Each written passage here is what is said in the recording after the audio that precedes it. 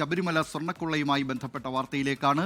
Sabarimala സ്വർണ്ണക്കൊള്ളയിൽ Thiruvithamkoor Devaswom board മുൻ commissioner N വാസുവിന്റെ ജാമ്യാപേക്ഷ ഇന്ന് കൊല്ലം വിജിലൻസ് കോടതി പരിഗണിക്കും.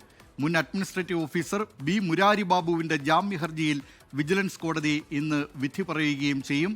അതേസമയം എൻ വാസുവിനെ കൈവിലങ്ങണിയിച്ച് കോടതിയിൽ ഹാജരാക്കിയതിൽ പോലീസുകാർക്കെതിരെ നടപടി വരുന്നതിനുള്ള സാധ്യതയുമുണ്ട്. ആർ അരുൺരാജ് ഈ വാർത്തയുടെ വിശദാംശങ്ങൾ നൽകും. കൊല്ലത്ത് നിന്നും അരുൺരാജ്, എൻ വാസുവിനെ കഴിഞ്ഞ ദിവസം കോടതിയിൽ ഹാജരാക്കിയപ്പോൾ അദ്ദേഹത്തെ കൈവിലങ്ങണിയിച്ചാണ് കൊണ്ടുവന്നത്. ഇത് നേരത്തെ നൽകിയ ചില നിർദ്ദേശങ്ങൾക്ക് വിരുദ്ധമായ നടപടിയാണ്. അതുകൊണ്ട് അത്തരം നടപടി സ്വീകരിച്ച പോലീസുകാർക്കെതിരെ നടപടി ഉണ്ടാകാനുള്ള സാധ്യതയുണ്ടോ?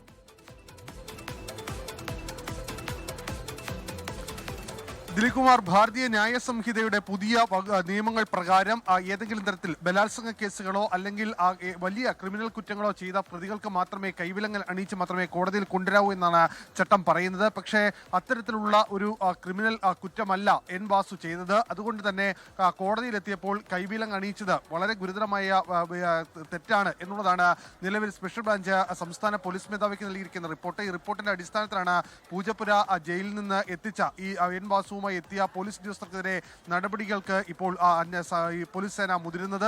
ഇതുമായി ബന്ധപ്പെട്ട നടപടി ഇന്ന് തന്നെ ഉണ്ടായേക്കുമെന്ന വിവരമാണ് നമുക്ക് ലഭിക്കുന്നത്. മറ്റൊന്ന്, ഈ ശബരിമല സ്വർണ്ണക്കൊള്ളയുമായി ബന്ധപ്പെട്ട് എൻ വാസുവിന്റെ ജാമ്യാപേക്ഷയിൽ ഇന്ന് കൊല്ലം വിജിലൻസ് കോടതി ഈ വിശദമായ വാദം കേൾക്കും.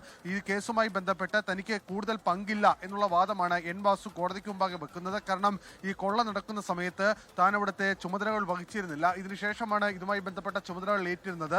ഇതുമായി ബന്ധപ്പെട്ട തനിക്ക് ലഭിച്ച കത്തുകൾ അത് പൂർണ്ണമായ രീതിയിൽ നിയമപ്രകാരം താൻ അത് ഫോർവേഡ് ചെയ്യുക മാത്രമാണ് ചെയ്തത്. ഇതിൽ തനിക്ക് നേരിട്ടോ അല്ലാതെയോ ബന്ധമില്ല. സാമ്പത്തികമായ നേട്ടം പോലും താൻ ഇതിൽ ഉണ്ടാക്കിയിട്ടില്ല എന്നുള്ളതാണ് എൻ വാസുവിന്റെ പ്രധാനപ്പെട്ട വാദങ്ങൾ. എന്തായാലും ഇതുമായി ബന്ധപ്പെട്ട SIT പിടിച്ചെടുത്ത രേഖകൾ ഇന്ന് കോടതിക്ക് മുമ്പാകെ പരിശോധിക്കണമെന്ന ആവശ്യം എൻ വാസു മുന്നോട്ട് വെച്ചിരുന്നു. അതുകൂടി ഇന്ന് ഈ ഹിയറിംഗിനിടയിൽ ഉണ്ടാകും എന്നുള്ളതാണ് മനസ്സിലാക്കാൻ കഴിയുന്നത്. എൻ വാസുവിന്റെ ജാമ്യാപേക്ഷയുമായി ബന്ധപ്പെട്ട വിശദമായ വാദമായിരിക്കും ഇന്ന് കോടതിക്കുള്ളിൽ നടക്കുക. ലോകത്തെവിടെയായാലും ഏത് സമയത്തും 24 വാർത്തകളും ഓഗ്മെന്റഡ് റിയാലിറ്റി പാക്കേജുകളും എക്സ്പ്ലെയിനറുകളും വിശദമായി കാണാൻ ഞങ്ങളുടെ യൂട്യൂബ് ചാനൽ നിങ്ങൾക്ക് സബ്സ്ക്രൈബ് ചെയ്യാം.